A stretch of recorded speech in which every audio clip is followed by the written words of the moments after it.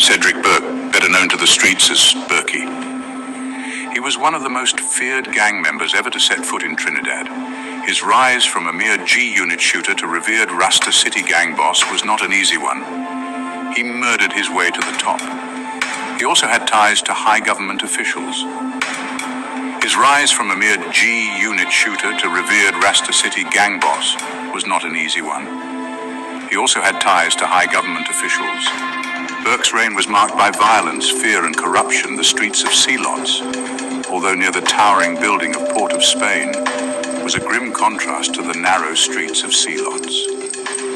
The stench of the nearby Beetham dump was dreadful, and the never-ending stings of sandflies only made Berkey stronger.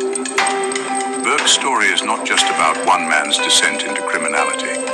It is a tale of how a community, already on the brink, can be pushed into the abyss by the actions of a few. The name Berkey, depending on who you ask, will draw an emotional response. But who is this man?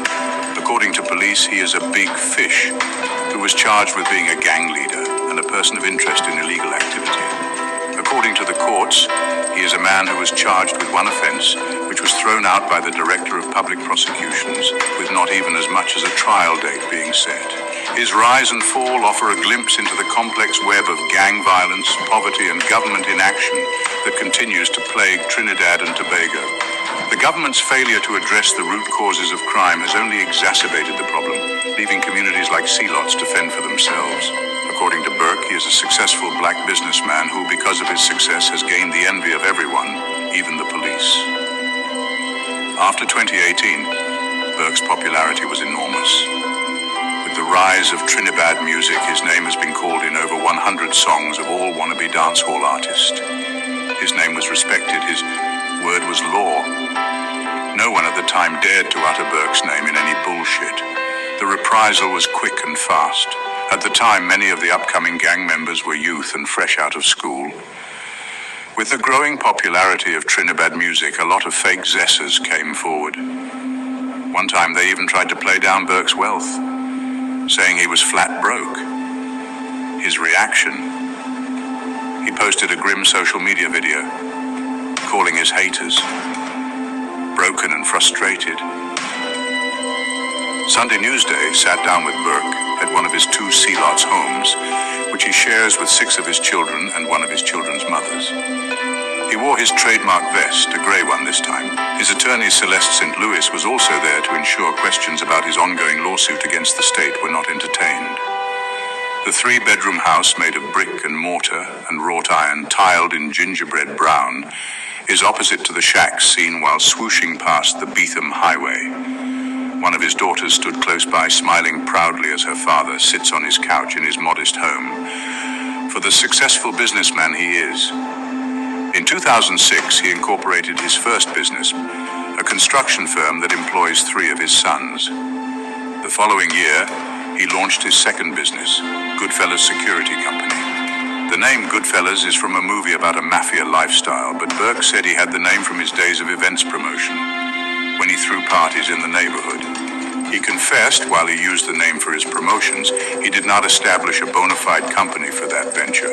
But when he formed his security company, he decided to use a familiar name. The father of 17, 10 of them boys is a Brazil football fan, naming 4 of his sons after stars Ronaldo, Rivaldo, Romario, and Ronaldinho. 7 women gave birth to his children, and he said they are all well taken care of. Burke, who said he owns 2 high-end vehicles, a BMW X6 and a Jaguar, recalled a time when he was not as wealthy and not as popular with the police. His first encounter with them was when he was arrested in 2011. He said, "I grew up under a lot of poverty. Life was a struggle. I had a life that was out of this world. To break it down in a nutshell is too much.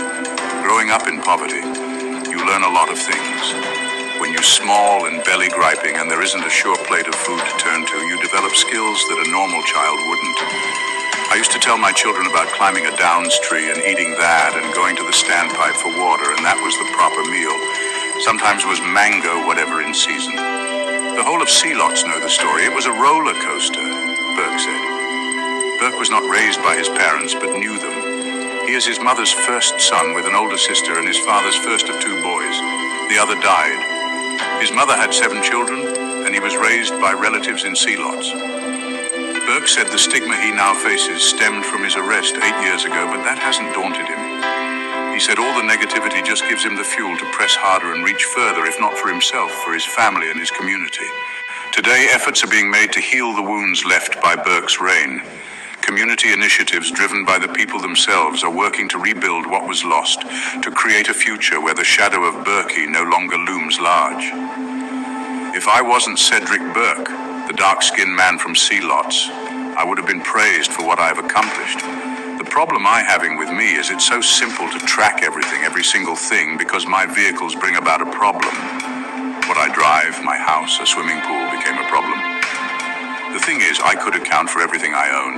I think there are a lot of people who own a lot of things and they can't account for it, and they have no problem at all.